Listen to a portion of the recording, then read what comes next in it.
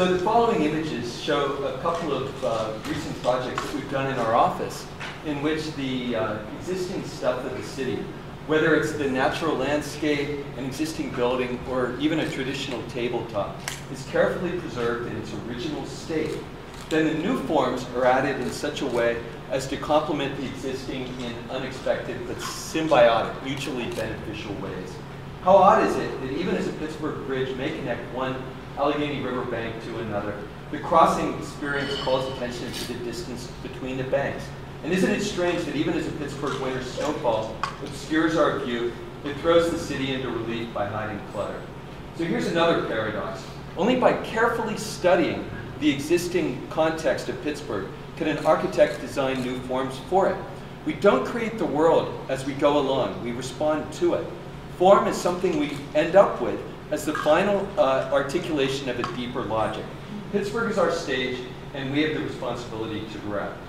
Here's a Portuguese project I absolutely love by Luis Carrillo de Graia that illustrates the concept. New walls float directly above a ruin here, and although the ruin remains untouched, the final architecture recreates the characteristics of the original building. Here's a Pittsburgh project illustrating the concept undertaken with my encouragement with a group of third-year CMU students, in which a Ferris wheel rises up through the Mount Washington coal seam, endlessly replicating the experience of entering our city through the Fort Pitt Tunnel. The goal is to understand the slopes in a new way, but yet the slopes themselves remain untouched.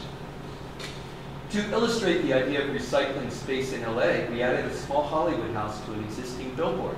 The idea is specific to its site because LA embraces the romance of the automobile and signs are everywhere. Yet not only does the billboard still function, the entire proposal only takes up 2 parking stalls. This is an image of a solar panel array for Bill Peduto back when he was our Shadyside councilman. The array powers the adjacent buildings, forms a gateway that connects the parking lots, and the streetscape below remains exactly as it was before.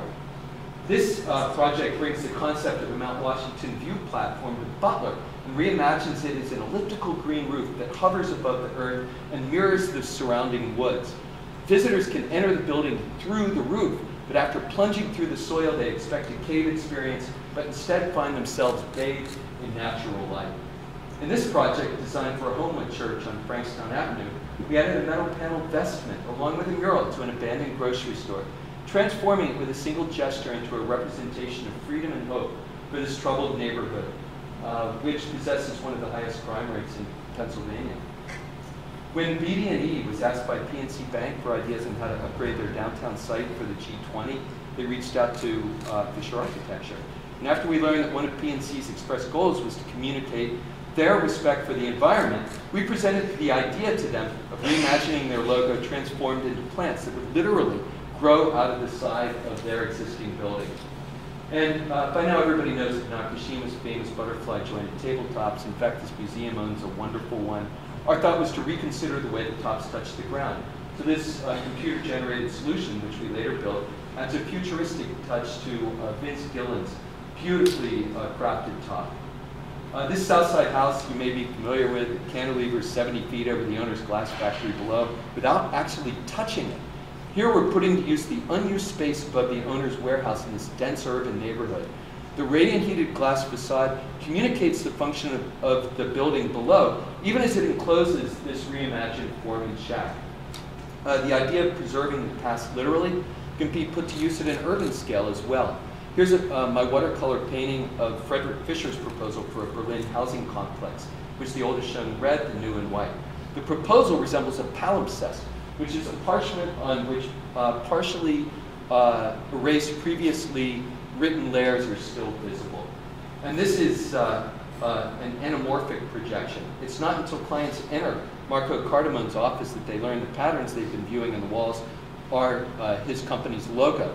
Just as the client search for clarity becomes resolved through Marco's solutions, so too does the image unification process be complete as you enter into his professional world.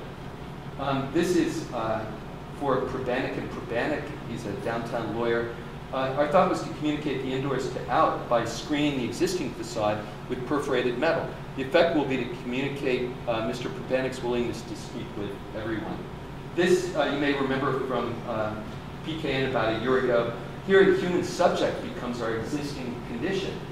Using the work of Yves Klein as a precedent, we used the outline of my intern's body to determine the most efficient way to lay out the heating elements.